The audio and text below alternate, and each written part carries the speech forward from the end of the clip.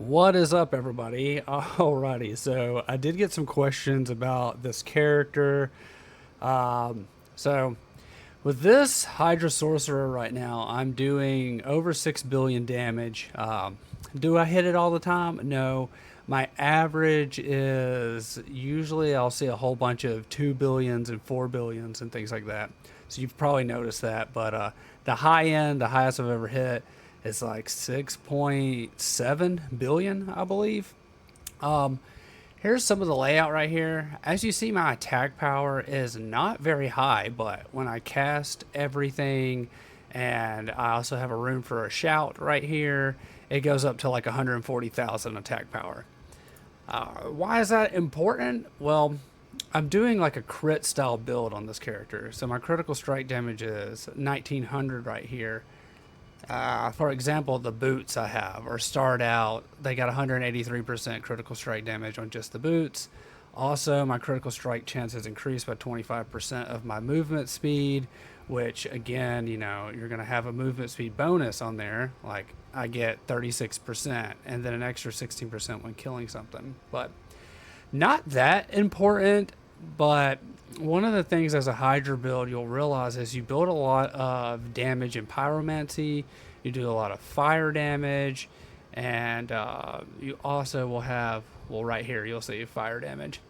You'll also have conjuration damage. So all these things stack on a summoner, right? So super important.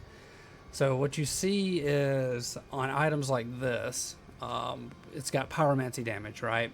Also, it does Hydra is now a core skill. For every head above 3, I get an extra 67%. Well, I have items that boost the heads. For example, you can go do tempering, and you can temper extra Hydra heads on your weapon. So this two-handed, I have the maximum of plus 8 heads on this. So beyond 3, right? So I'm getting a whole bunch of extra bonus from just that. I've got extra skill points in Hydra, but really what you realize too is you see this, I have Hydra damage as a percentage. A lot of that's done through tempering. So just things to keep in mind that like not everything you pick up is going to be exactly what you want. You're definitely going to have to temper things and then masterwork it out. But I've realized that intelligence is really important. Percentage of damage is not that important. I've been getting a lot more help by doing intelligence or doing critical strike damage, things like that, instead of damage percentage. So those are things. But to jump over here to abilities, this is something that I have been asked. It's not that important. It feels like it's important in early game, but I'm going to tell you right now the most important thing you can do is your Paragon tree. That's literally where you're going to find yourself spending the most time, anyways, in late game, and it's definitely what's going to get you there. But you'll see, I have 2 points in Firebolt. It's not really that important. You just kind of needed it originally to open up the tree, but things like this are on there. So if you need to kind of screenshot part of this stuff or whatever, you can, of course. I'm using a mixture of a build. There is a very popular Hydra build that I've customized because, for example, I'm missing the helmet I need right now.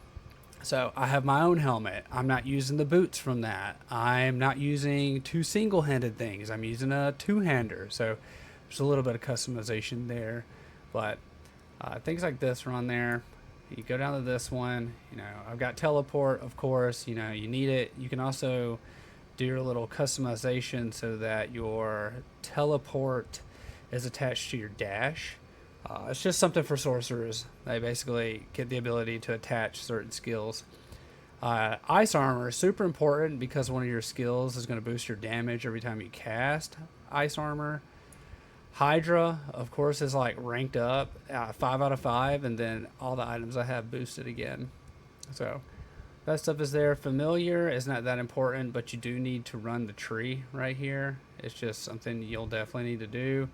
This is important. Ice Blaze is going to give you a damage bonus right here. It's also going to do things like cooldown is reduced by 0.5 seconds each time it hits a vulnerable enemy. So There are things that are important there as well. Lightning Spear, definitely important. I did not think Lightning Spear was going to be important early game. My God. I'm talking, I do 900 million damage. I cast Lightning Spear, and then I hit like 2.3 billion. So, Lightning Spear, you definitely need it. You need Lightning Spear. It's going to increase your damage for sure. I'm going down here. Ball of Lightning. Ball of Lightning is pretty important also. I kept thinking this is not an important skill that I'm casting, right? It's on my hotbar here. But I realized every time I cast my Ball of Lightning, I see my damage go up like an extra 15,000 attack power. So, again, something right there that is important that doesn't feel like it is because the damage is low, but the damage boosts your Hydra. So, another little trick there. Going down here, unstable currents. I don't know how I feel about this. It makes a difference on boss battles and clearing mobs, but it just sometimes it doesn't feel like it's that important. But I know it is because it also helps this lightning spear skill right here. So again, there's some importance there. And then having this Isu's ferocity, very important. It's fire damage. Your Hydra's fire damage. So this is a mixture of fire and lightning with ice armor. So right there, super important. But this is where shit gets crazy. As you see, I'm 233, right? I finished all of my Paragon tree. So everything is completely finished for my build technically. Now I'm just doing like chump change style things. And by that I mean, for example, right here, 10% non-physical damage. I'm pretty much finding every single one of those on my board and just dropping it in. It does help a little bit, but you know, it just takes a while. I think you can finish this build at like 190 or 180 Paragon, and you'll be able to pretty much do very similar to kind of what I'm doing. But yeah, you're gonna put in a lot of time grinding. So glyphs right here, tactician on the first one. The kind of tree this is, I believe this is just the regular one, of course, but the next one is, goodness, I don't even remember how to look, guys. My second board here is going to have Elementalist on it. Is there a way I can look at this? Shoot. I can't even tell you what the name of this board is that I'm rocking right here. It's got Enchantment Master on it as a legendary node. All right, so I will say this: there's a trick I've realized. Basically, you want to go to the socket first, unlock the socket, unlock the bonuses for the socket. Right, like this is like plus 40 or whatever. Really what you want to do is get that socket, get it in there, and then run your pits so that you can level that glyph up. The goal, I believe, is like 65. You want to get it to 45 or 65. I think 45 unlocks the extra radius, and then 65 makes it like a rare or whatever. It increases the rarity or legendary or quality of the glyph. So if you've never gotten a glyph up, this is something that you'll realize as you see like the yellows can become legendaries when you get them up high enough. All right, so that's part of the adventure here. But you're making your way over here on the third board. I have Unleash, of course it's leveled up. You'll see there's yellows and things like that. Part of these I've just not made the adventure to yet because I've been picking up little small things on here. The fourth board is Destruction, is what I've got on it as my glyph. Something to look for: Searing Heat on there. Searing Heat is Pyromancy skills. And then back on that fourth board right there, Fundamental Release is part of that board. It's also really good. And then your final board, because you only get five boards, I've got Conjurer. Could you do Conjurer early? Yeah, you could. You could do it a lot sooner. But I chose to do Conjuring as my last one right here. It gives me a 200% Conjuration damage, which is summoning. Your Conjurer, you summon. You can see here, Conjuration, Core Skill, Pyromancy Summon. So anything that is Conjuration is going to get bonuses from that, which is great, right? So a little bit of that info. I know it's not super detailed, but hopefully it'll just kind of push you guys in the right direction if you're trying to do this kind of build. Like I said, it's a very popular Hydra build that I've just customized. So, for example, they want you to have a single one-headed weapon and then like an orb or whatever it is, a focus as your second. I did a two-handed. I like the two-handed because you get a higher chance of the Hydra heads on it without having to bounce back and forth. You get higher intelligence and damage and all kinds of stuff that come from it. I'm just typically a person who plays two-handed weapons, so it just kind of made sense for me. Talrasha's loop, unique. Phidian iris is unique. Got this axial conduit is unique. My boots are unique. And then I've got a Shroud of False Death as my chest plate here, which is a mythic. So mythic grinding is a huge pain in the butt, but it's worth it. Especially as you get your damage up, it's going to be a lot easier. You want to get to Torment 4, get the Torment 4 so you can grind that out, right? Do those Torment 4 bosses. If you need help, just be aware that the bosses get harder with more people in your party. So somebody may tell you, oh yeah, dude, I can totally do Belial and Torment 4. And they've been running it solo. Then you get in a party and they get their head beat in. You know, it's pretty typical.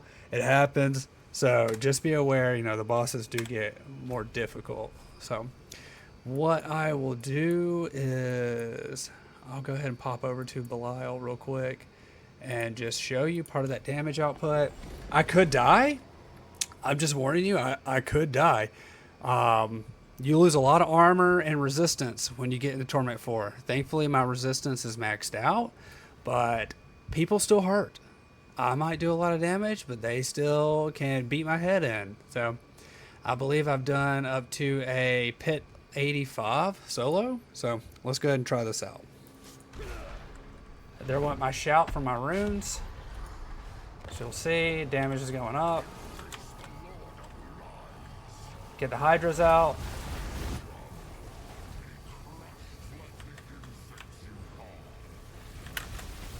There we go. All right.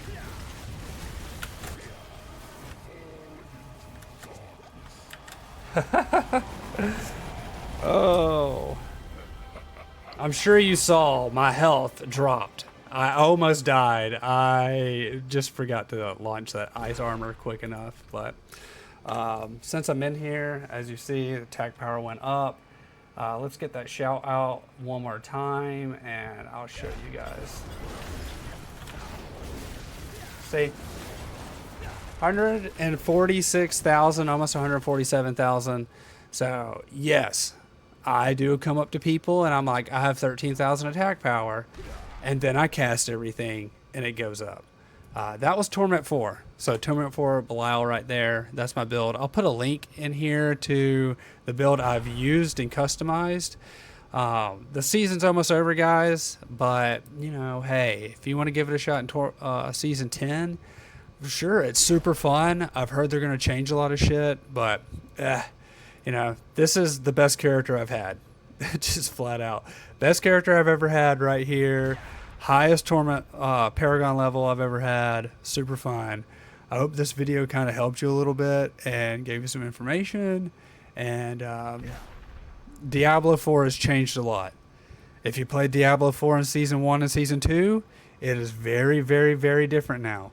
They've got rune words from D2. They've got tempering of items, so you can change part of the... add 2 additional stats and then change them. Oops. So that's there also. They've also added things like boss powers. So these usually change with the season. So you get different kinds of powers you can attach to things or boost your character. I'm a sorcerer. I'm casting a barbarian skill right here. That's Warcry, barbarian skill. So if you've not played Diablo 4 in a long time, it's a very different game now. This is exactly how Diablo 3 was. Diablo 3 was not that great when it started. Damage was low. It was very difficult. Now, after several seasons, it changed a lot. That's where Diablo 4 is at. They've changed a lot of the game. There's a whole lot of new stuff you can do, especially with the expansion. If you like D3, then basically the pit is a greater rift, and the dungeons are Nephilim rifts. So you got to do dungeons to unlock the item you need, basically, to do the pits, which are the greater rifts. You can also get them from doing like the tree. So the Tree of Whispers is they're going to be like these little quests. Everybody knows the tree on doing D4. Not that big of a deal, but yeah, they've changed part of the items there, so you'll get stuff from that to do the tree. They've added Infernal Hordes, which are just like 5 waves. Actually, it changes. So right here's a wave cap 6, and then an 8, and then a 10. And it's just waves of minions. So if you liked like Gears of War, where they did like the waves and stuff like that, it's kind of similar. You're going to kill the waves, a new wave's going to come out. You're going to kill all those waves and do a boss. Game is very different. After this upload, I will upload an Infernal Hordes for you guys to check out. Hate to say this, but Season 9 had a memory leak. So the game does lag a little bit right now. So sad because they fixed this memory leak. The memory leak was completely fixed like a season or 2 seasons ago. It was so much better.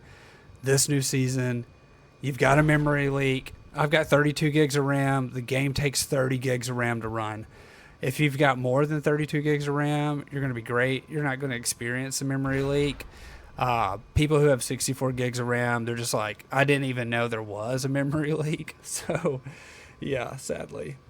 But hopefully with Season 10, memory leak goes away, and you can boost your graphics back up and do all kinds of stuff. So hope this video helped you guys out, and I'll see you in the next one.